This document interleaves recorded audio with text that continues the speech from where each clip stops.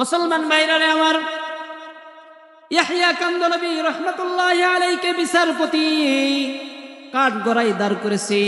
ওগো ইয়াহইয়া, বলো বলো, এই জমিনটা সর্বপ্রথম হিন্দুরা দখল ছিল, হিন্দুদের দখল ছিল নাকি মুসলমানদের দখল ছিল? ইয়াহইয়া কান্দলবী রহমাতুল্লাহি আলাইহি বলেন, ওগো বিচারপতি, আমি সরকার দু আলম নবী মুহাম্মদুর রাসূলুল্লাহ সাল্লাল্লাহু আলাইহি সাল্লাম নবীর উম্মত। আমার নবী কোনোদিন মিথ্যা কথা বলেন নাই, আমার নবী কোনোদিন মিথ্যাবাদী ছিলেন না। আমি মিথ্যা কথা বলবো না। এই জমিনটা সর্বপ্রথম হিন্দুদের দখলে ছিল। বিচারপতি সঙ্গে সঙ্গে জমিনটাকে হিন্দুদের মন্দিরের জন্য বানায় দিয়েছেন। মুসলমানরা তো খেপা হাইরে, মুসলমানের সাক্ষীতে মসজিদের জমিন হারাইলাম। হিন্দুরা মুসলমানরা বড় ক্ষিপ্ত। ইয়াহইয়া কান্দলবী রহমাতুল্লাহি আলাইহি বাড়িতে গেছেন, রাতের বেলা এশার নামাজ পড়ে আবার ঘুমাইছেন। শেষ রাত্রে ফজরের আগে আবার ঘুম থেকে জাগ্রত হয়ে ইয়াহইয়া কান্দলবী রহমাতুল্লাহি আলাইহি তাহাজ্জুদের নামাজ পড়বেন, কিন্তু বাহিরে তিনি শব্দ শুনতে পান, বহু মানুষের পায়ের আওয়াজ শোনা যায়। ইয়াহইয়া কান্দলবী রহমাতুল্লাহি আলাইহি ভাবতেছেন, মুসলমানদের বিপক্ষে আমি সাক্ষী দিয়েছি, এই জন্য হয়তো মুসলমানরা আমার উপর ক্ষিপ্ত হয়ে মুসলমানরা হয়তো আমাকে মারার জন্য এসেছে। ইয়াহইয়া কান্দলবী রহমাতুল্লাহি আলাইহি ঘর থেকে বের হয়েছেন। ঘর থেকে বের হওয়ার পর দেখেন অনেক হিন্দুদেরকে দেখা যায়। ইয়াহইয়া কান্দলবী রহমাতুল্লাহি আলাইহি বলেন, তোমাদের জমিন তোমাদেরকেই দিয়ে দিলাম, আবার কিল্লাইগা আমার বাড়িতে আসছো? ইয়াহইয়া কান্দলবী রহমাতুল্লাহি আলাইহি যখন এই কথা বলেছেন, সমস্ত হিন্দুরা বলে, ওগো ইয়াহইয়া, যেই ধর্ম মানলে জবান দিয়ে একটা মিথ্যা কথা বের হয় না, যেই ধর্ম মানলে, যেই ধর্মকে অনুসরণ করলে কথা বলা যায় না, মিথ্যা সাক্ষী দেওয়া যায় না, ইয়াহইয়া রে, আমরা সকল হিন্দু মিলে এসেছি, আপনার হাতে হাত রেখে আমরা সকলে মুসলমান হব, এই জন্য আমরা সকল হিন্দুরা আপনার বাড়ির সামনে এসেছি। ওগো ইয়াহইয়া, আমাদের একই মজলিসে আমাদের সকলকে আপনার হাতে হাত রেখে এখনই আমাদের সকলকে পড়ায়া দেন মধুর কালিমা লা ইলাহা ইল্লাল্লাহু মুহাম্মাদুর রাসূলুল্লাহ। আল্লাহ রাসূলের বাণী আসছিদকু ইউনজি ওয়াল কিযবু ইহলিক, সত্য মানুষকে মুক্তি দেয়, মিথ্যা মানুষকে ধ্বংস করে। জলকামরা ঈদগাহ মাঠ উন্নয়ন কল্পে আয়োজিত বার্ষিক ওয়াজ মাহফিলে উপস্থিত আছেন সভাপতি মণ্ডলী, সহসভাপতি, প্রধান অতিথি সহ প্রধান বক্তা, দ্বিতীয় বক্তা, সকলের প্রতি আমার অন্তরের অন্তঃস্থল থেকে হৃদয় নিংড়ানো ভালোবাসা এবং শ্রদ্ধা। সেই সাথে আমি স্মরণ করতেছি জলকামরা গ্রামের যুব সমাজকে, তাদেরকে ধন্যবাদ। তাদেরকে আসলে কোন ভাষায় আমি তাদের জন্য দোয়া করব? যেই ভাইরা এতদিন মেহনত করে এমন একটি জান্নাতি পরিবেশের ব্যবস্থা করে দিয়েছেন, আমরা সকলেই, সমস্ত গ্রামবাসী এবং যারা এই মাহফিলের জন্য শ্রম দিয়েছেন, মেহনত করেছেন, কথা দিয়ে, কাজ দিয়ে, বিভিন্নভাবে যারা এই মাহফিলকে আঞ্জাম দেওয়ার জন্য সহযোগিতা করেছেন, আল্লাহ তাআলা তাদেরকে উত্তম বদলা দান করুক। সকলে বলুন আমিন। সম্মানিত উপস্থিতি, আপনারা সবাই কেমন আছেন? একটু জোরে বলতে হবে, আপনারা সবাই কেমন আছেন?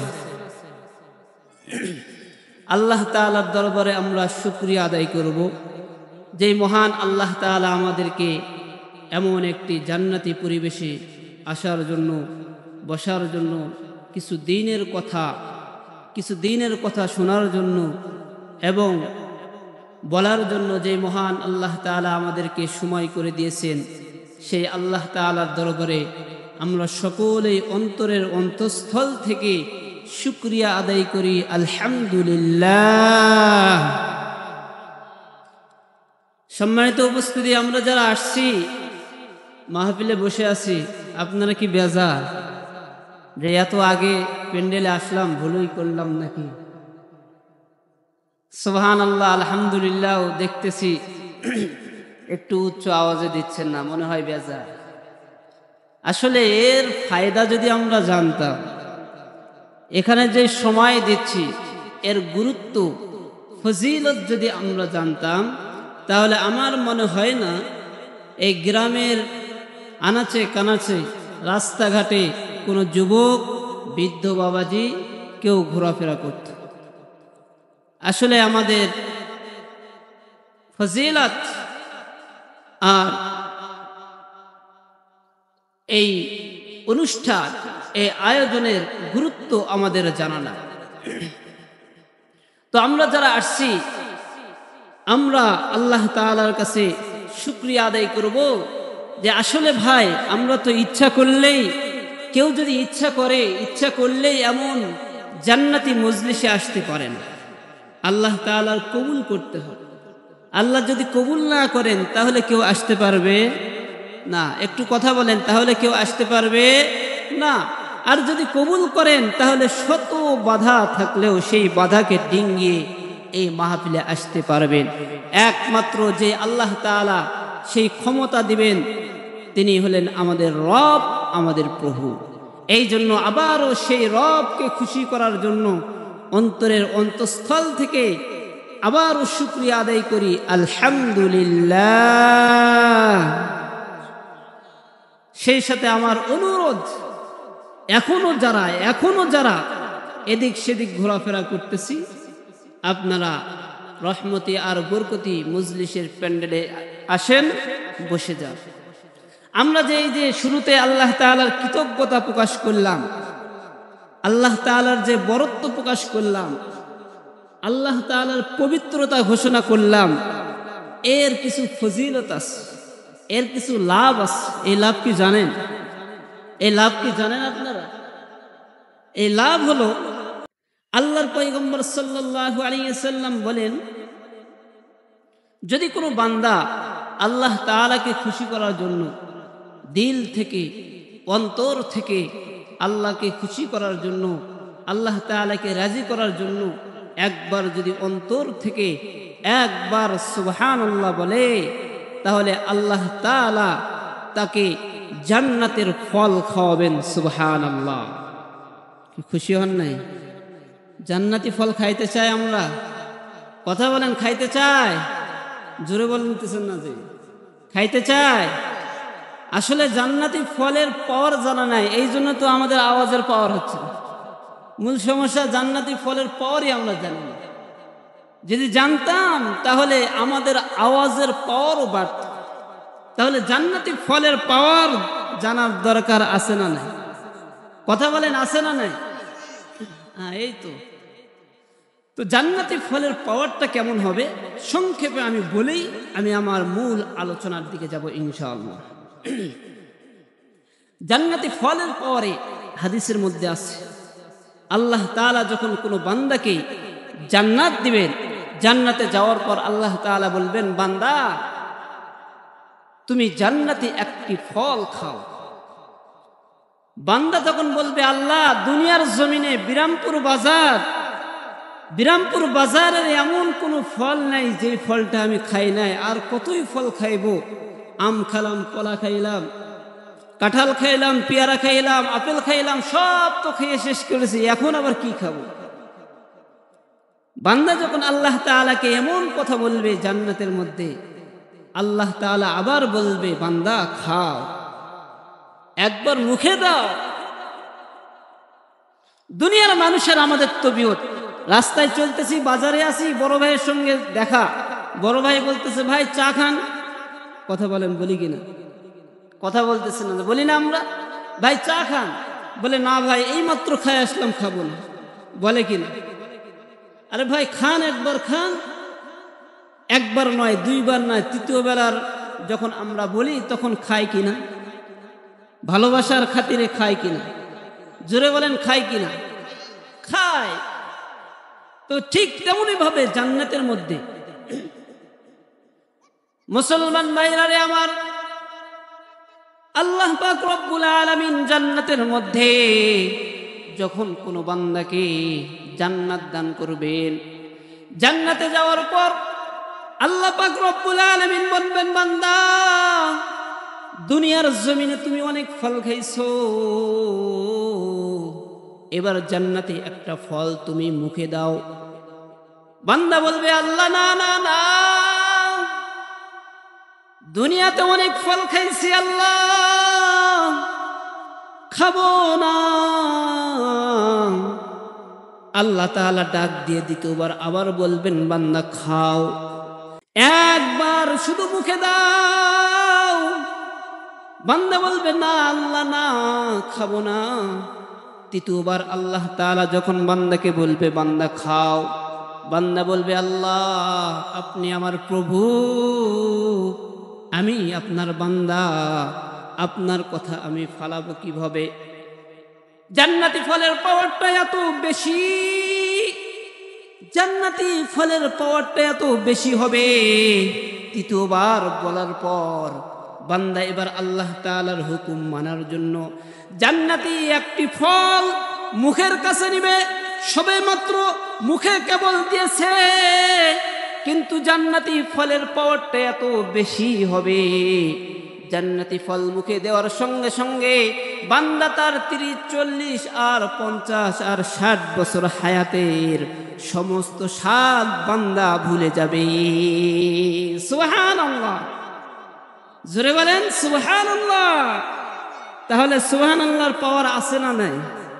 তো আপনারা যে পাওয়ারলেস, তো বলতেছিলাম সুবহানাল্লাহর পাওয়ার এত বেশি, এই জান্নাতি ফল খাওয়ার সঙ্গে সঙ্গে মানুষ দুনিয়াতে যা কিছু খাইছে সব ভুলিয়ে যাবে, সব ভুলিয়ে যাবে। জান্নাতি ফলের পাওয়ারটা এত বেশি। সম্মানিত উপস্থিতি, আমি আপনাদের সামনে হাদিস থেকে হাদিসের একটি অংশ তেলাওয়াত করেছি। এই অংশের মধ্যে আল্লাহ তাআলা কিছু গুণ অর্জন করার কথা বলেছেন। এর প্রতি আমি কিছু আলোচনা করেই আমি আমার আলোচনার ইতি টানব ইনশাআল্লাহ। সম্মানিত ভাইরা আমার, দুনিয়াতে মানুষের সফলতার সর্বোচ্চ উন্নতি হলো চারিত্রিক উন্নতি, মানুষের জীবনের মূল উন্নতি। বলেন কি উন্নতি? চারিত্রিক উন্নতি। চারিত্রিক উন্নতি মানুষের সফলতার মূল উন্নতি। শিক্ষা দীক্ষার উন্নতি বড় উন্নতি নয়, টাকা পয়সার উন্নতি বড় উন্নতি নয়, সম্পদের উন্নতি বড় উন্নতি নয়, ক্ষমতার উন্নতি বড় উন্নতি নয়। কারণ শিক্ষা দীক্ষা অনেক থাকার পরও ইবলিস মালউন হয়েছিল। কথা বলেন ঠিক কিনা? কথা বলেন ঠিক কিনা? সম্পদ থাকার পরও সম্পদ দিয়ে আসলে মূল সফলতা অর্জন করা যায় না। যার দৃষ্টান্ত হলো কারুন। কারুনের অনেক সম্পদ ছিল, কিন্তু সফলতা অর্জন করতে পারে,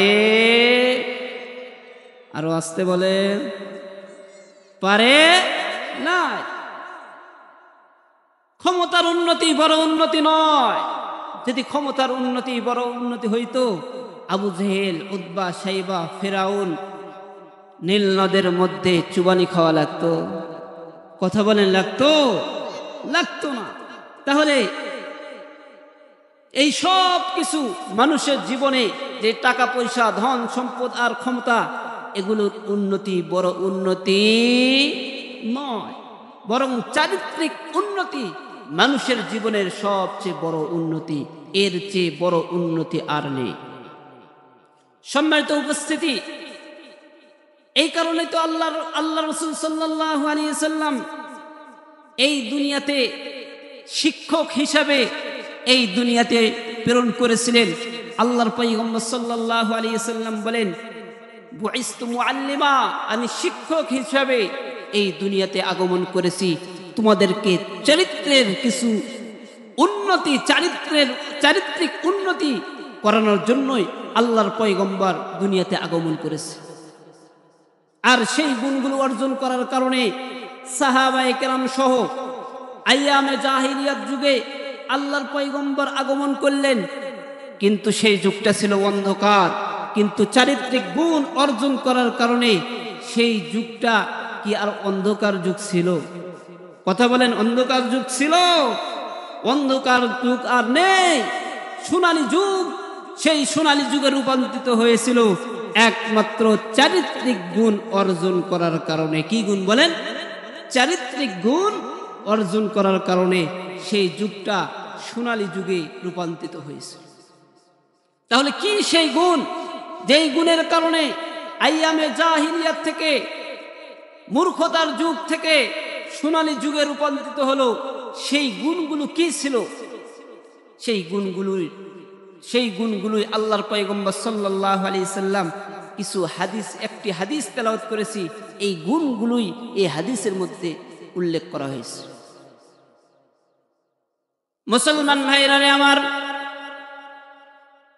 আল্লাহর পয়গম্বর সাল্লাল্লাহু আলাইহি ওয়াসাল্লাম সাহাবায়ে কেরামদেরকে কি সেই গুণগুলো শিখালেন, যেই গুণগুলোর মাধ্যমে, যেই গুণগুলো অর্জন করার কারণে সাহাবায়ে কেরাম সেই যুগটাকে সোনালী যুগে রূপান্তরিত করলেন।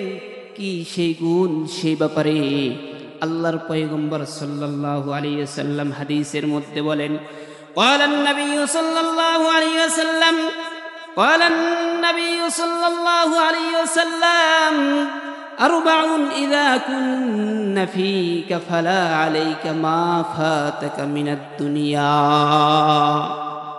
ও আমার সাহাবারা, তোমরা যদি চারটি গুণ অর্জন করতে পারো, তোমরা যদি চারটি গুণে গুণান্বিত হতে পারো, তাহলে দুনিয়ার কোনো পরাশক্তি তোমাদেরকে পরাজিত করতে পারবে না। সুবহানাল্লাহ বলে। কয়টি গুণ? কথা বলেন, কয়টি গুণ? চারটি গুণ অর্জন করার কথা বলেছে আল্লাহর পয়গম্বর সাল্লাল্লাহু আলাইহি সাল্লাম। বললেন, ও আমার সাহাবারা, তোমরা শুনে নাও, সেই গুণগুলো হলো, 1 নম্বর হিফজু আমানাতিন, আমানতের গুণ, আমানত হেফাজতের গুণ। বর্তমান সময়ে আমাদের আমানতের হেফাজত কতটুকু হয়, আমরা নিজেরাই যদি নিজেকে প্রশ্ন করি তাহলে উত্তর পাবো কিনা? কথা বলেন না। আমানতের হেফাজত আমাদের সমাজের মানুষেরা কত দূর করে আমাদের জানা আছে না নাই? জোরে বলেন, আছে না নাই? আরো জোরে বলেন, আছে না নাই? সেই গুণগুলো, সেই আমানতের গুণ আমাদের সমাজে দুর্লভ হয়ে গেছে। মানুষের মধ্যে আজ আমানতদারি নাই, শুধু খেয়ানত আর খেয়ানত। অথচ এই ব্যাপারে আল্লাহর পয়গম্বর সাল্লাল্লাহু আলাইহি সাল্লাম কঠোর হুঁশিয়ারি দিয়েছে। কি সেই হুঁশিয়ারি? বলেন নবী সাল্লাল্লাহু আলাইহি সাল্লাম, আল্লাহর পয়গম্বর সাল্লাল্লাহু আলাইহি সাল্লাম সমস্ত মানুষদেরকে জানায় দিলেন, ও আমার সাহাবারা, তোমরা শুনে নাও, শুনে নাও, যদি কোনো ব্যক্তি আমানতের খেয়ানত করে, তার ব্যাপারে আমার কথা হলো, আমার ভাষ্য হলো, লা ঈমানা লিমান লা আমানাতা লাহু। যদি কোনো ব্যক্তি আমানতের খেয়ানত করে, যদি কোনো ব্যক্তি আমানতের খেয়ানত করে, লা ঈমান, ওই ব্যক্তির ঈমান নাই। আল্লাহর পয়গম্বরের হুঁশিয়ারি কি? যদি কোনো ব্যক্তি আমানতের খেয়ানত করে, তার ঈমান নাই। কি নাই? জোরে বলেন। কথা বলতেছেন না যে? যদি কোনো ব্যক্তি আমানতের খেয়ানত করে, তার কি নাই বলেন? আরো জোরে বলেন, আরো জোরে। ঈমান নাই।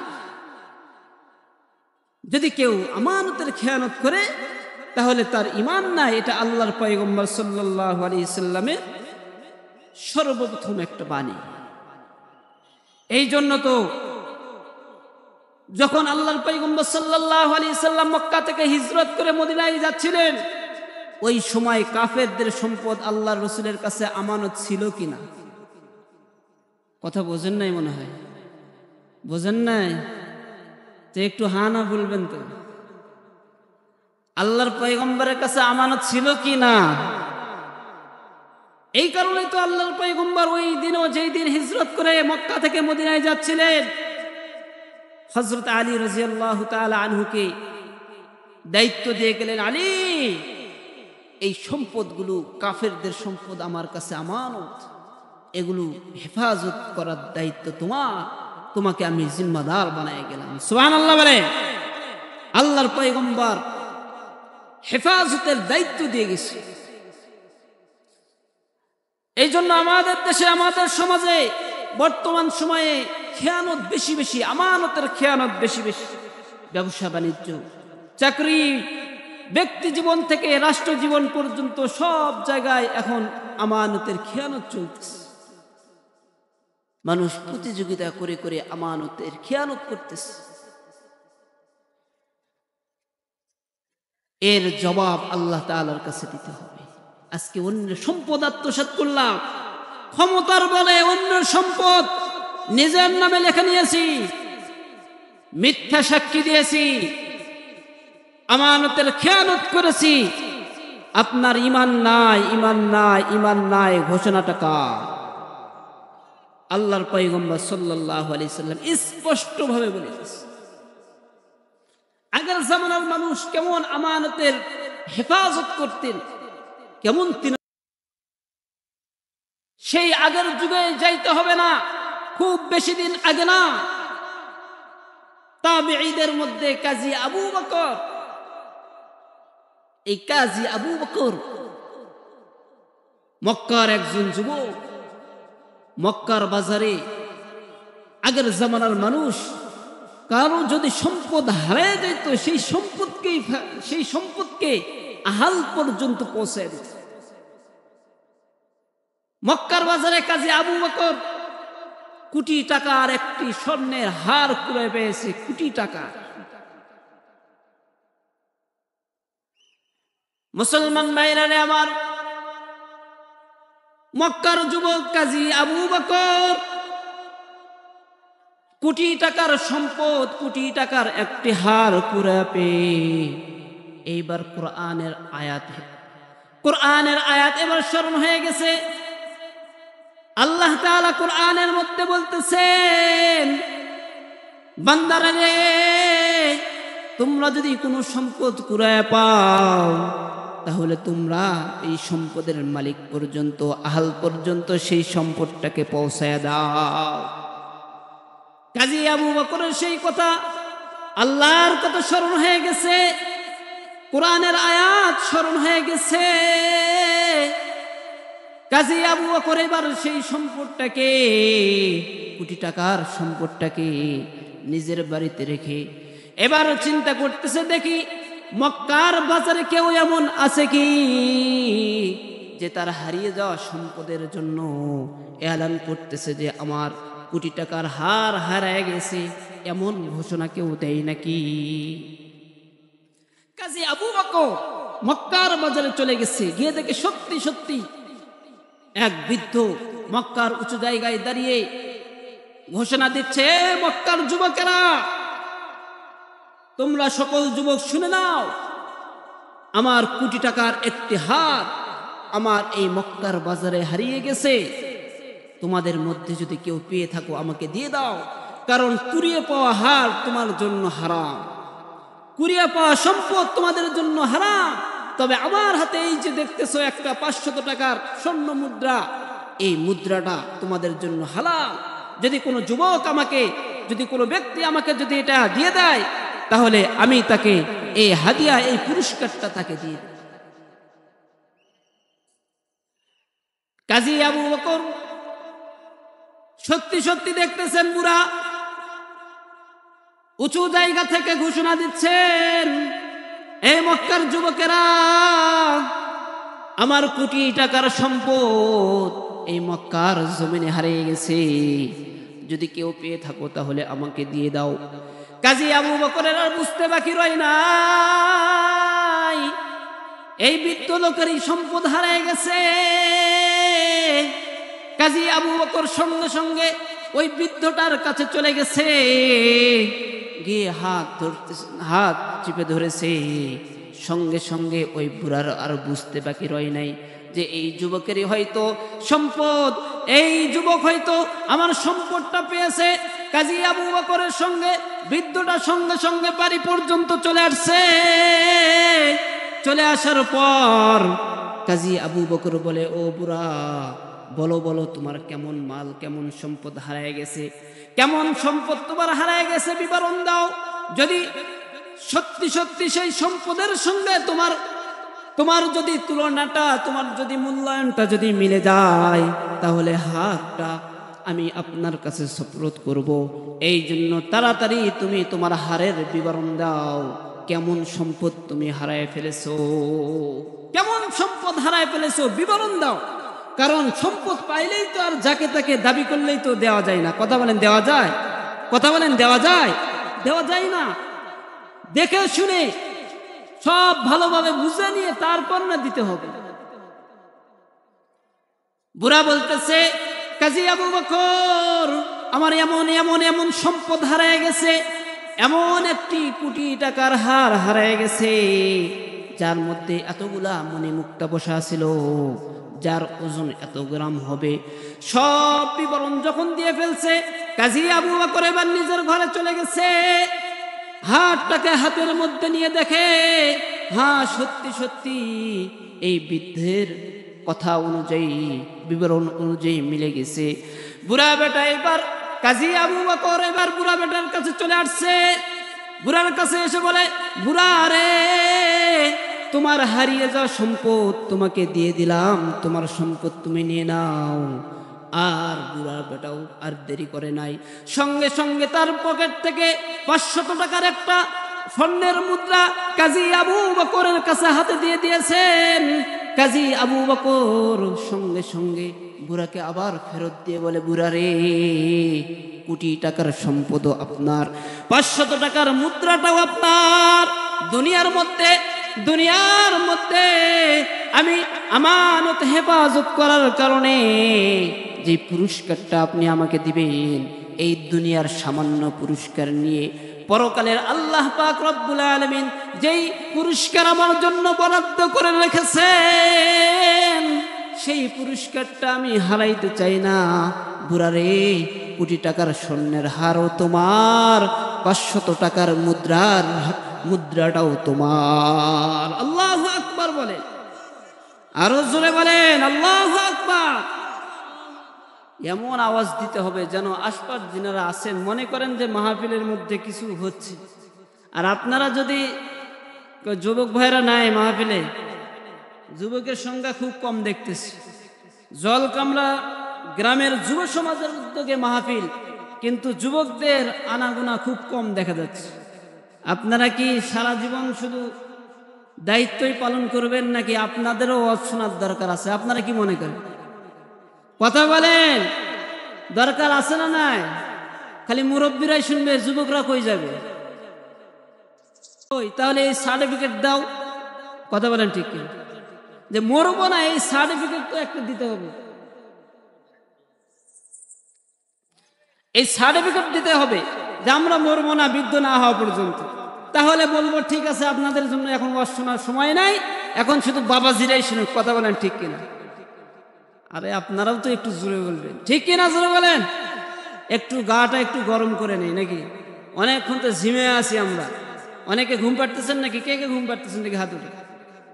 ও, কেউ ঘুমান নাই, সব সজাগ শ্রোতা, আলহামদুলিল্লাহ। একটু আমরা আল্লাহ তাআলাকে স্মরণ করি নাকি বলেন? একটু আমার সঙ্গে সকলে একসঙ্গে এবার আল্লাহ তাআলাকে স্মরণ করি, বলেন সুবহানাল্লাহ। শুনেন শুনেন শুনেন শুনেন, এই আওয়াজে হবে না বাবা। তাহলে যুবকদেরকে এই আওয়াজে নিয়ে আসা যাবে না। এই আওয়াজ করলে যুবকরা মনে করবে ওখানে তো বুড়ারাই আছে, তা আমরা যাবো কেন? বুঝেন নাই কথা? এই আওয়াজে যুবকরা মনে করবে ওখানে তো শুধু বুড়ারাই আছে, আমরা কেন যাব? যুবকের মতো আওয়াজ দিতে হবে। বলেন সুবহানাল্লাহ ওয়ালহামদুলিল্লাহ লা ইলাহা ইল্লাল্লাহ আল্লাহু আকবার। আচ্ছা, এই যে তাসবিহগুলো পড়লাম, এগুলোর দ্বারা সব হয়, এটা কি বিশ্বাস হয়? দেখি কার কার বিশ্বাস হয়। সকলের বিশ্বাস হয় যে এই তাসবিহগুলা পাঠ করলে, এই তাসবিহগুলা পড়লে আল্লাহ তাআলা সব দেবেন, এই কথা তো বিশ্বাস হয়, তাই না? তাহলে এই তাসবিহগুলা বেশি বেশি পড়ার দরকার আছে না নাই? কবে পড়বো? 2 বছর পর? তো এখনই আরেকবার? আসতে নাকি জোরে? যদি আসতে বলেন তাহলে আমি বলবো না। জোরে বলবেন। যুব সমাজের উদ্যোগে মাহফিল, যুবকরা গেল কই? আচ্ছা, আবার একটু ট্রাই করি।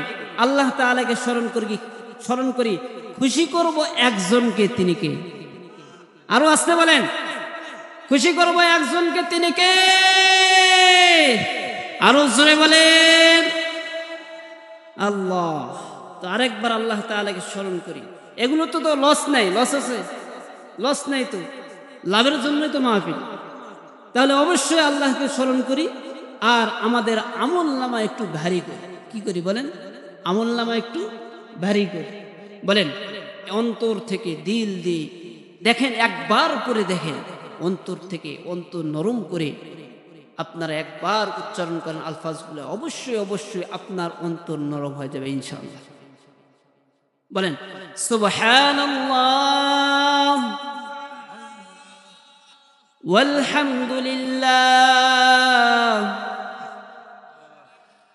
লা ইলাহা ইল্লাল্লাহ আল্লাহু আকবার আল্লাহু আকবার আল্লাহু আকবার। মজা লাগে? মজা লাগে? আল্লাহর নাম লইতে মজা লাগে না? এটা তো কোনো মুসলমানের স্বভাব হতে পারে না। কথা বলেন ঠিক কি না? আল্লাহর জমিনে আল্লাহর নাম নিব উচ্চ আওয়াজে। কি আওয়াজে বলেন? উচ্চ আওয়াজে আল্লাহ তাআলাকে স্মরণ করব। দুনিয়ার কোন শক্তি আল্লাহর নাম নিতে যদি বাধা দেয়, তাহলে সেই বাধাও ডিঙ্গিয়ে যাবে মুসলমানরা। জোরে বলেন ঠিক কিনা? জোরে বলেন ঠিক কিনা? এক সময় তো এই আওয়াজ বন্ধ হয়ে গেছিল প্রায়। আল্লাহ তাআলার ফজল করম আবারও আমাদেরকে সেই আগের মতো উচ্চ আওয়াজে, উচ্চ কণ্ঠে কোরআনের কথা, হাদিসের কথা, রসুলের কথা, আল্লাহর বাণী পৌঁছে দেওয়ার সুযোগ করে দিয়েছেন। এই জন্য আবার বলি আলহামদুলিল্লাহ। আলোচনা কোথায় ছিল মনে আছে? কাজী আবু বকর মনে আছে? হ্যাঁ, আমরা যদি আমাদের মাঝে আমানতদারির কত দূরত্ব দেখেন, আমাদের মাঝে যারা ইমানদার, যারা দাবি করি পাক্কা ইমানদার, কি ইমানদার বলেন? জোরে বলেন, কি ইমানদার? পাক্কা ইমানদার যারা দাবি করি, যারা 5 ওয়াক্ত নামাজও পড়ি, আমাদের মাঝে আমানতের খেয়ানত কেমন হয়? যদি মসজিদের সামনেও যদি যেই মুসল্লিগুলা নামাজ পড়ে এই মাত্র বের হয়েছে, তাদের সামনে যদি আপনি 500 টাকার একটা নোট ফেলে দেন, তার উপরও দেখবেন এখানে ঝামেলা হয়ে গেছে। কথা বলেন ঠিক কিনা? আরো আসতে বলেন। ইমানদারি ওখানে পরীক্ষা করেন, 500 টাকা একটা নোট ফেলায় দেন, দেখবেন কতজন বের হবে আমার আমার আমার। কথা বলেন ঠিক কিনা? এই হলো আমাদের আমানতদারি।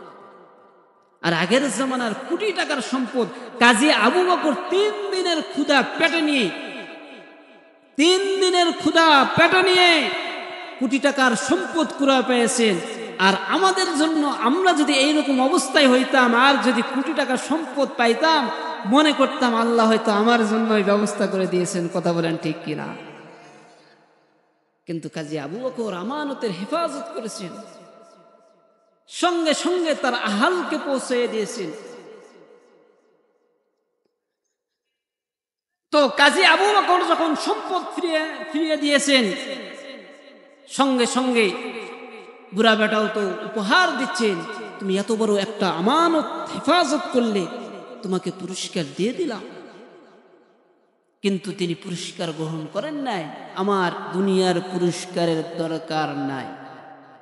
কিন্তু যদি কেউ দুনিয়াতেও আমানতের হেফাজত করে, তাহলে তার পুরস্কার আল্লাহ দুনিয়াতেও দেন, পরকালেও দেন। কথা বলেন ঠিক কিনা?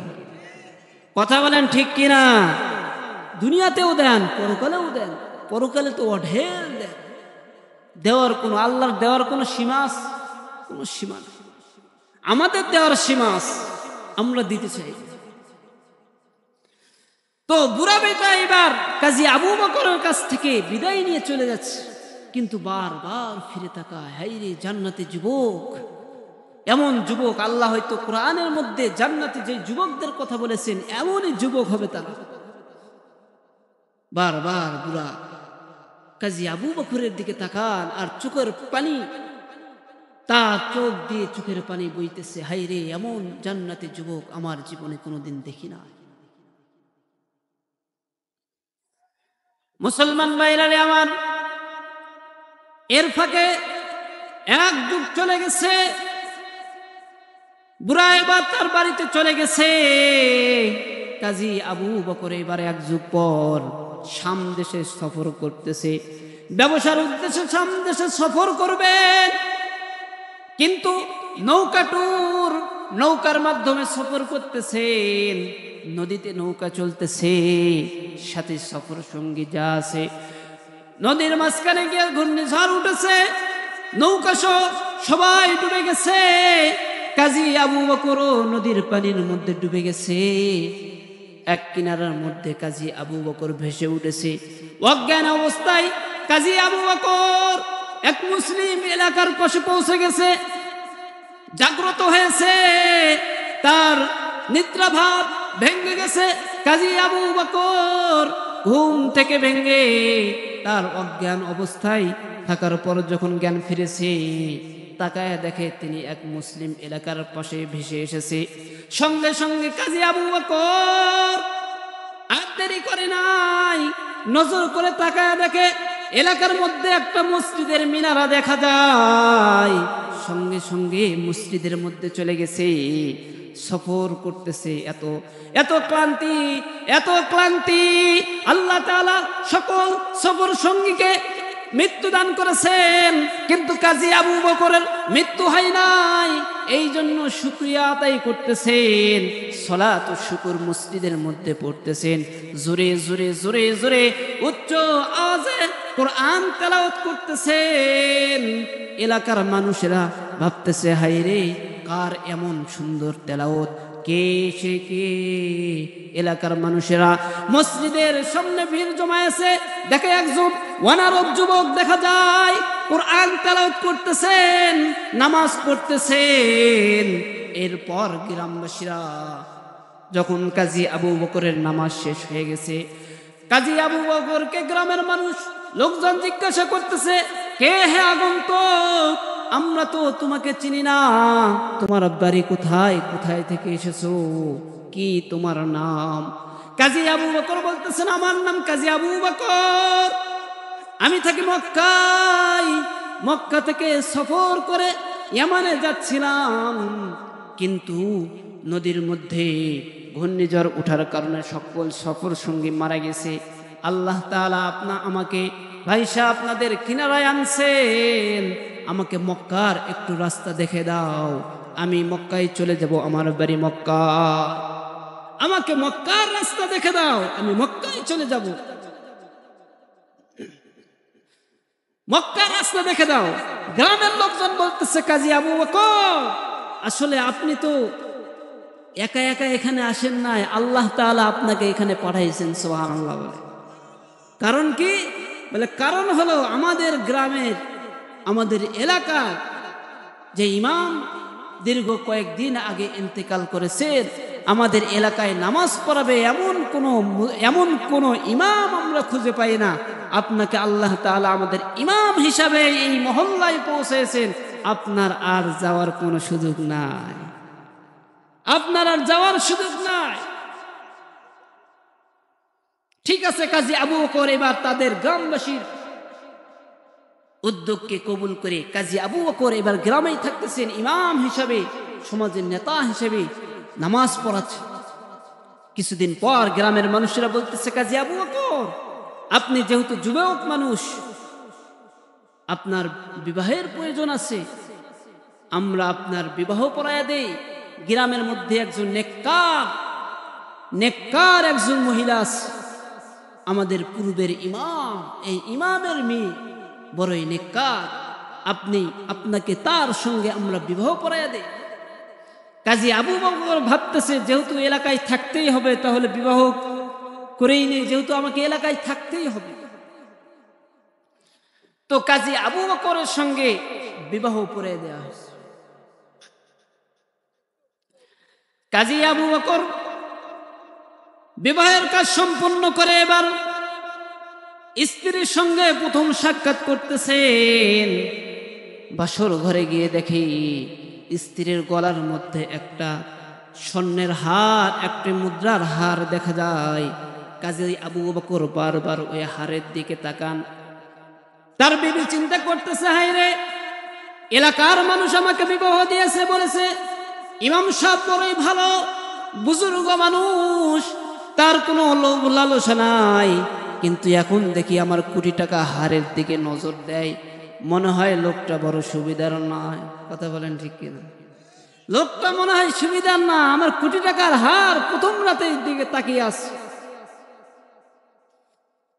কাজী আবু বকরের আর বুঝতে বাকি রয় নাই, তার স্ত্রীর মুভমেন্ট দেখে বুঝে গেছেন। তার বিবিকে ডাক দিয়ে বলতেছে, বিবি হে, আপনি মনে করতেছেন আমি মনে হয় আপনার হারের লোভ করতেছি? না না না না না বিবি হে, আপনার গলায় যে স্বর্ণের কোটি টাকার হারটা দেখা যায়, এই হারটা বড়ই চেনা চেনা লাগে। আমার মনে হয় বিবি, 3 দিনের ক্ষুধার্ত অবস্থায় মক্কার গলিতে গলিতে আমি যখন ঘুরতেছিলাম, ক্ষুধার্ত অবস্থায় 3 দিন অনাহারে আছি আমি, এমন সময় কোটি টাকার একটি হার আমি কুড়ে পেয়েছিলাম। বিবি, আমার মনে হয় এই হারটা মনে হয় ওই হার, যে হারটা আমি মক্কায় কুড়ে পেয়েছিলাম, কিন্তু আমানতের হেফাজত করার জন্য এই হারটাকে তার আহাল পর্যন্ত পৌঁছায় দিয়েছি। শুধু তাই নয়, এমনকি 500 টাকার একটা স্বর্ণ মুদ্রাও আমি গ্রহণ করি নাই, আল্লাহর কাছ থেকে বদলা নিব এই জন্য। বিবি, আমার মনে হয় এই হারটা মনে হয় সেই হার। বিবি বলতেছে, বিবি দাঁড়ায় গেছে, বলতেছে, স্বামী আপনি কি তাহলে সেই আবু বকর যার কথা বলে বলে আমার বাবা, বৃদ্ধ বয়সে আমার বাবা যার কথা বলে বলে চোখের পানি ঝরতেন, যার কথা বলে বলে আমার কাছে আফসোস করতেন, আপনি কি সেই আবু বকর? বিবি বলতেছে, স্বামী আপনি কি সেই আবু বকর যার কথা বলতেছে আমার বাবা? আমার বাবা মরার আগে যখন আমার গলায় কোটি টাকার হারটা আমাকে পরায়া দেয়, তখন আমার বাবা বলতেন আর কাটতেন, মক্কার জমিনে এক জান্নাতি যুবককে আমি দেখেছিলাম, যে যুবকটা এই কোটি টাকার সম্পদ কুড়িয়ে পাওয়ার পরও তার আহাল পর্যন্ত আমানতের খেয়ানত করবে না, এই জন্য পৌঁছায় দিয়েছিল। মেরে আমার বড় ইচ্ছা ছিল যদি এমন জান্নাতি যুবকের সঙ্গে তোমার যদি আমি বিবাহ দিতে পারতাম, তাহলে আমি নিজেকে ধন্য মনে করতাম।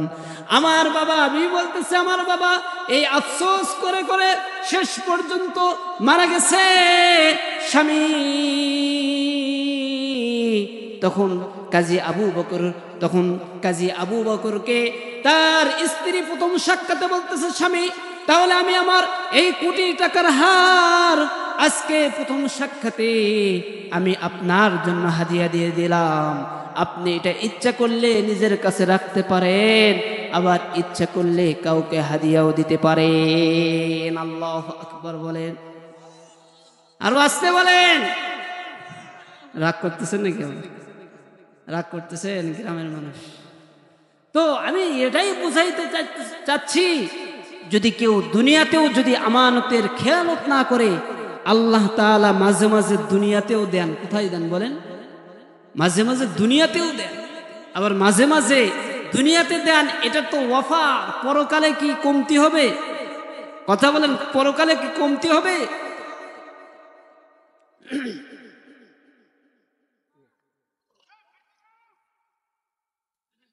পরকালে কমতে হবে না। আল্লাহর ভান্ডারের অভাব নাই, আল্লাহর ভান্ডারের অভাব নাই। এই জন্য যুব সমাজ যারা আছেন, বৃদ্ধ বাবাজিরা যারা আছেন, তাদের কাছে আল্লাহর রসুলের একটি পয়গাম, আমানতের খেয়ানত আমরা করব না ইনশাআল্লাহ। 2 নম্বর, 4টি গুণের কথা বলেছিলাম। কয়টি গুণ বলেন? জোরে বলেন, কয়টি গুণ? 4টি।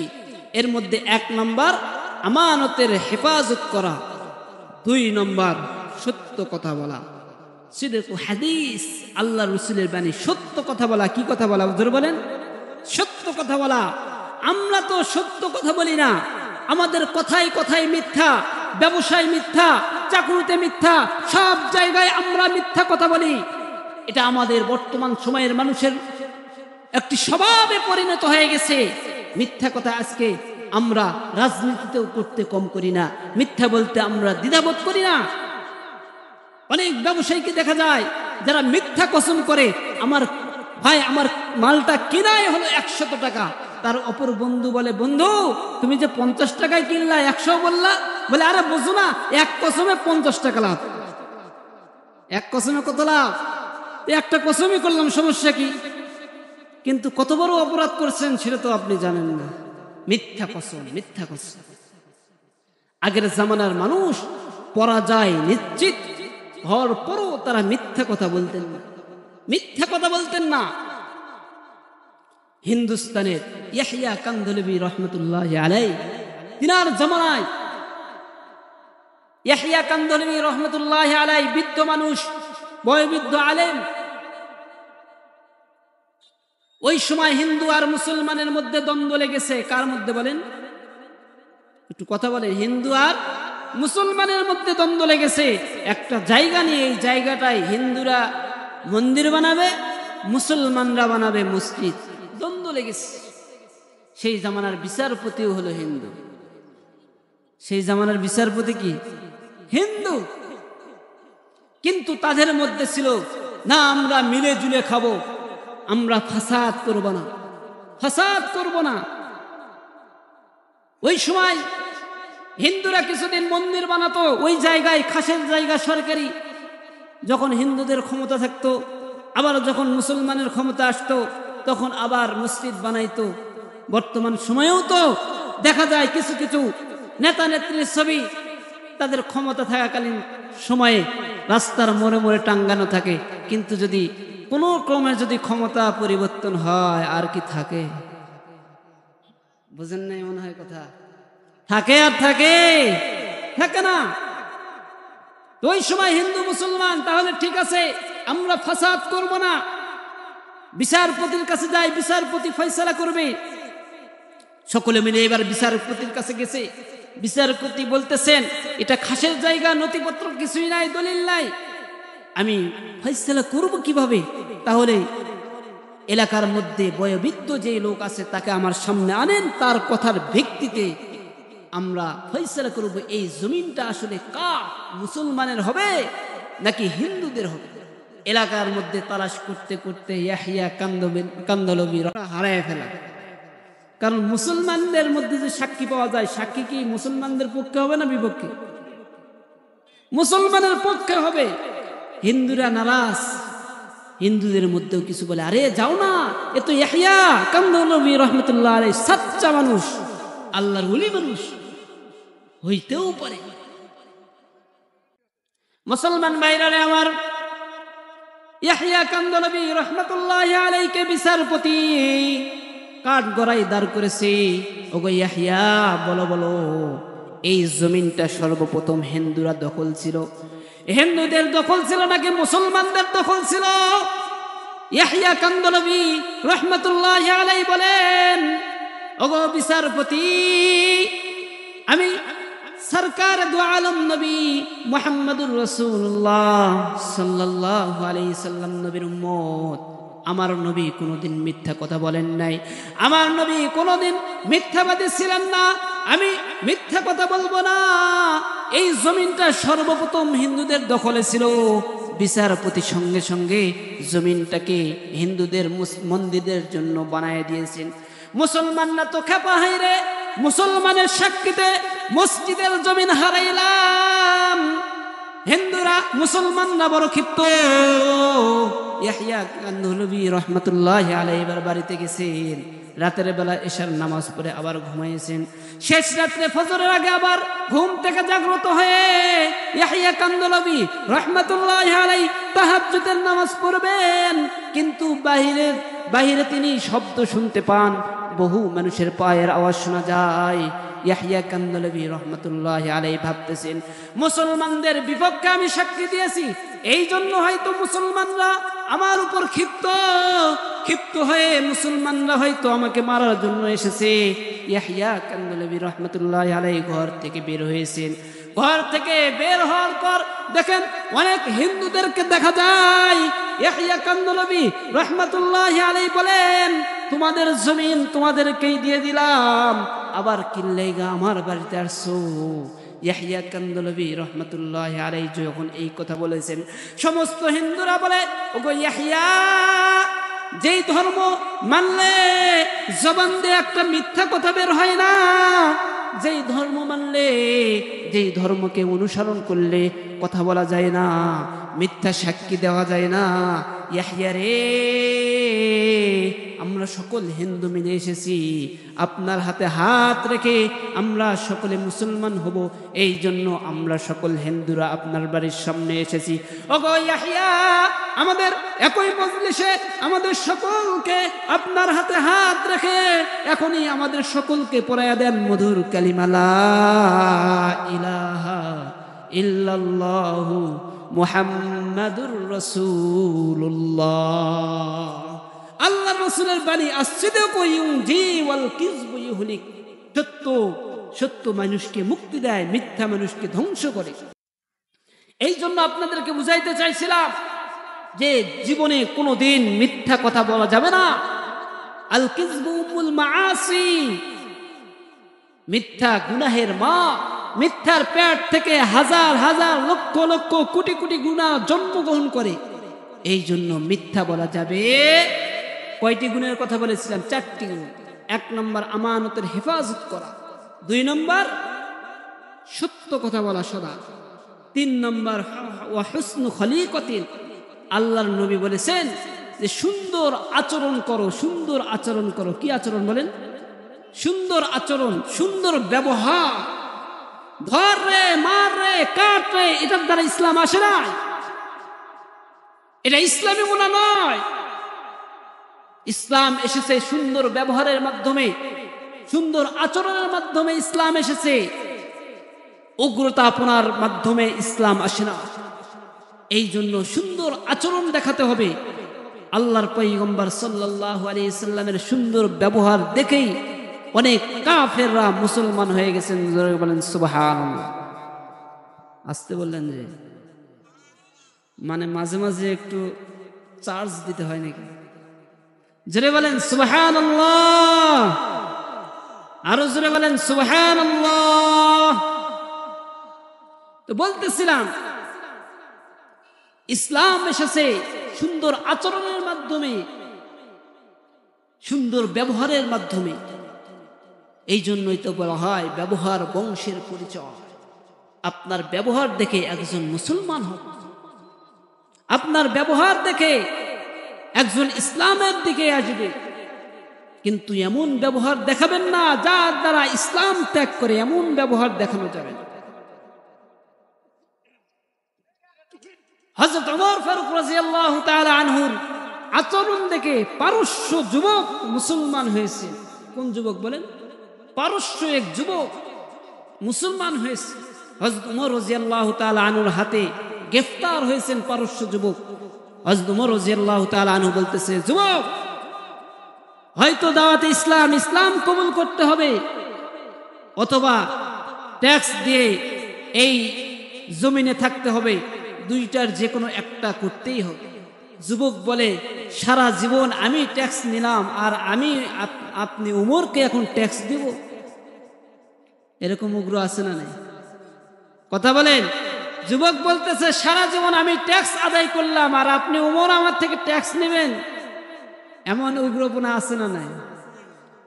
বলতেছে, আমি বাদশাহর ছেলে। হযরত ওমর রাদিয়াল্লাহু তাআলা আনহুকে বলে, আপনি আমাকে চিনেন? কাকে বলতেছে? আপনারা মনে হয় কথা বুঝতেছেন না আমার।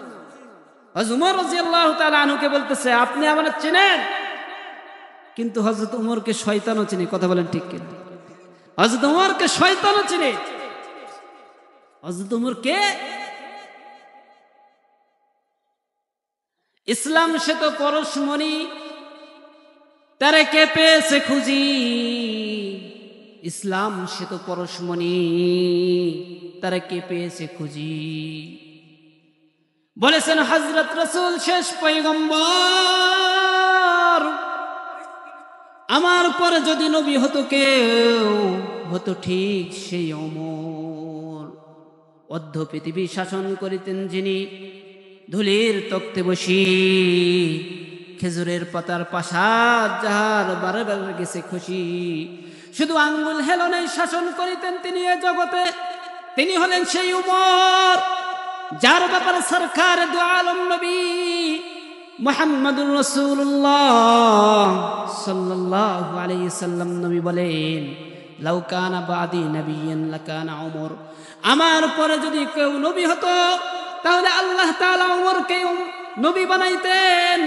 সেই হযরত উমর রাদিয়াল্লাহু তাআলা আনহু পারস্য যুবক কি বলতেছে, যুবক হয়তো দাওয়াতে ইসলাম গ্রহণ করতে হবে অথবা টেস্ট দিতে হবে, অন্যথায় কিন্তু তোমাকে ফাঁসির মঞ্চে দাঁড়াতে হবে। কিন্তু হযরত উমর রাদিয়াল্লাহু তাআলা আনহু যখন যুবককে এই কথা বলেছেন, মাশাআল্লাহ, দ্বিতীয় বক্তার আগমন, দ্বিতীয় বক্তার আগমন, জোরে বলেন দ্বিতীয় বক্তার আগমন। আনহু বলতেছেন, যুবক, পারস্য যুবক, ট্যাক্স দিতে হবে। তিনি বলতেছেন, না আমি তো ট্যাক্স দিব, তাহলে ফাঁসির মঞ্চে দাঁড়াতে হবে। ঠিক আছে, ফাঁসি দাও। হযরত ওমর রাদিয়াল্লাহু তাআলা আনহু তাকে ফাঁসির মঞ্চে দাঁড় করাইছে। বল, যুবক তোমার শেষ কি আশা বলো। বলতেছে, আপনার মতো উগ্র ওমর আমার কি আশা পূরণ করবে? বলো, আমি পূরণ করবো, বলো। বলে, আমাকে এক গ্লাস পানি খাও, মৃত্যুর আগে আমার এটাই আশা। কি খাবে বলেন? এক গ্লাস পানি। হযরত ওমর রাদিয়াল্লাহু তাআলা আনহু বলতেছে, আরে এটা একটা বিষয়, সাধারণ বিষয়, ঠিক আছে পানি না। হযরত ওমর রাদিয়াল্লাহু তাআলা আনহু পানি দিয়েছেন যে না ও খাও, কিন্তু বলতেছে, ওমর তোমার যে চরিত্র, তোমার যে আচরণ, আমার ভয় হয় আমি পানি খাবো এমন সময় আপনি আমার কল্লা কাটবেন। আপনি উমরের কাছে আমার ভরসা নাই, তাহলে কি করব? যে আমি এই পানি খাবো না। তো ঠিক আছে, আমি এই অঙ্গীকার করব, তোমার পানি না খাওয়া পর্যন্ত আমি তোমাকে মৃত্যুদণ্ড দিব না। হযরত ওমর রাদিয়াল্লাহু তাআলা আনহু এবার যুবক বলতেছে, ওগো ওমর, এইভাবে বললে হবে না, আমি যেইভাবে বলবো এইভাবে যদি সাক্ষী দাও, অঙ্গীকার করো, তাহলে আমি পানি খাবো। বলে, কিভাবে বলতে হবে?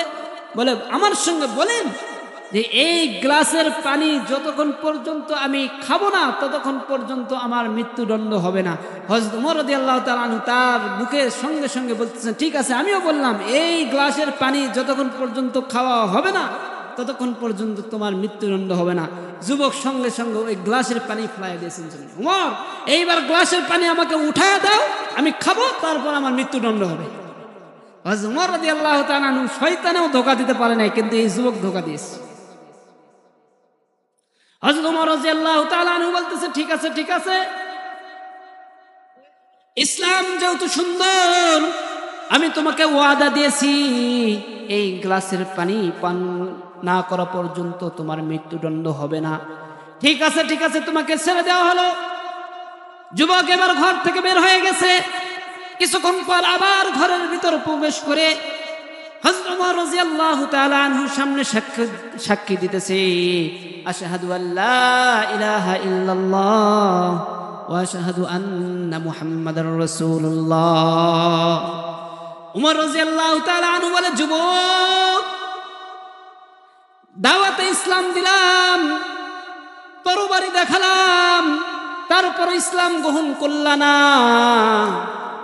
কতই না বাহানা দেখালা, কতই না বাহানা করলা, এখন আবার একা একাই ইসলাম গ্রহণ করলা? বুঝি নাই, বুঝলাম না কি কারণ। যুবক বলতেছে, ওগো উমর, এতক্ষণ পর্যন্ত আমি তো আপনার তরবারির ধার দেখেছি, কিন্তু এখন আপনার ব্যবহারের ধার দেখেছি, আপনার তবিয়তের ধার দেখেছি, আপনার মেজাজের ধার দেখেছি। আপনার সুন্দর ব্যবহার যদি এমন হয়, না জানি সরকার দু আলম নবী মুহাম্মদুর রাসূলুল্লাহ সাল্লাল্লাহু আলাইহি সাল্লাম নবীর চরিত্র কেমন সুন্দর। উমর রে, যেই ধর্ম এত সুন্দর ব্যবহার শিখায়, আমিও সেই ধর্ম কবুল করে নিলাম। সুবহানাল্লাহ বলেন, আরো আসতে বলেন, কালকে বাড়িতে গিয়ে বলেন, খাওয়ার পর ট্যাবলেট হিসেবে জোরে বলেন সুবহানাল্লাহ। তো এই জন্য বলতেছিলাম, ধর রে মার রে, এটার দ্বারা ইসলাম আসে না, সুন্দর ব্যবহারের মাধ্যমে ইসলাম এসেছে। ভাই মঞ্চে উপস্থিত, কথা লম্বা করব না, 4টি গুণের কথা বলেছিলাম। 1 নম্বর কি বলেন তো? আমানতের হেফাজত করা। বলেন কি 1 নম্বর? আমানতের হেফাজত করা। 2 নম্বর সত্য কথা বলা। কি কথা বলা? বলেন সত্য কথা বলা। 3 নম্বর সুন্দর ব্যবহার, সুন্দর আচরণ দেখানো। 4 নম্বর হালাল খাবার খাওয়া। কি খাওয়া? বলেন হালাল খাবার খাওয়া, হালাল লোকমা। এই 4টি গুণ যদি আল্লাহর পয়গম্বর বলেন, যদি কেউ অর্জন করতে পারে, তাহলে পুরা দুনিয়াও যদি তার বিপক্ষে যায়, সফলতা একজন দিবেন, তিনি কে? আরো আসতে বলে, জোরে বলেন, তিনি কে? আমার আলোচনা শেষ, কিন্তু আমি ব্যক্তিগতভাবে প্রত্যেক মাহফিলে কিছু কালেকশন করি। অনেকে মনে করতেছেন, হুজুর মনে হয় এখন কালেকশন শুরু করবে, টাকা পয়সাই চাই নাকি, এরকম মনে হচ্ছে। আমি টাকা পয়সা কালেকশন করি না, কিছু ওয়াদা কালেকশন করি। কি বলেন? জোরে বলেন কি? কিছু ওয়াদা কালেকশন করি আমি।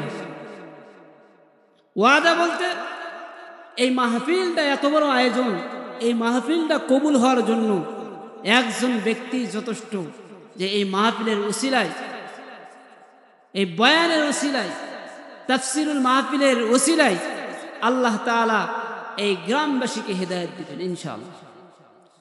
তো কিছু ওয়াদার মধ্যে 1 নম্বর ওয়াদা, যুবক কারা কারা আছে একটু হাত উঠানো দেখি। যুবক, আয় আল্লাহ, জলকামরার, এই জলকামরার কোনো যুবক আছে নাকি? জলকামরা যুব সমাজের উদ্যোগে মাহফিল, বুঝলাম না। যুব সমাজ হাত উঠান একটু একটু একটু একটু। আচ্ছা, হাত নামান। এবার আমার মুরব্বীরা একটু হাত উঠান। ভাই আর 2 মিনিট, কষ্ট নেবেন না, ঠিক আছে। বৃদ্ধ বাবাজিরা হাত উঠান। তো আমি ওয়াদা নিতে চাই, একজন ব্যক্তি বলবে যে আমি নামাজ পড়ি না, আজ থেকে ইনশাআল্লাহ 5 ওয়াক্ত নামাজ পড়ব। একজন ওয়াদা করবে, একজন। আলহামদুলিল্লাহ বলেন, আলহামদুলিল্লাহ বলেন। ভাইয়ের নাম, বাড়ি কোথায়? বিস্কিরি। মাশাআল্লাহ, আল্লাহ তাআলা ভাইকে কবুল করুক। সকলে বলেন আমিন। আপনি কি আগে নামাজ পড়তেন? আচ্ছা, পড়ে না যারা, তাদের মধ্যে বলছি একজন। আর বৃদ্ধদের মধ্যে একজন, আমি চাই বৃদ্ধদের মধ্যে একজন ওয়াদা করবে, যারা নামাজ পড়ে না, একজন। আমি বয়ান শেষ করে দেবো, সময় শেষ আমার। একজন যারা নামাজ পড়ে না ওয়াদা করবে আজকে এই মাহফিলকে কবুল হওয়ার জন্য, মকবুল হওয়ার জন্য একজন। এই যে ওয়াজ শুনতে আসছেন, বয়ান শুনতে আসছেন, কি লাভ যদি 5 ওয়াক্ত ফরজ নামাজ আদায় না করেন? একজন ওয়াদা করবেন না? একজন ওয়াদা করেন, নিয়ত করেন, নিয়ত করেন ইনশাআল্লাহ। হাত উঠান। ইনশাআল্লাহ আল্লাহ যদি চায় আমরা 5 ওয়াক্ত নামাজ বা জামাত আদায় করব। সকলে বলুন আমিন। ওয়া আখির দাওয়ানা আলহামদুলিল্লাহি রাব্বিল আলামিন। আসসালামু আলাইকুম ওয়া রাহমাতুল্লাহি ওয়া বারাকাতুহু।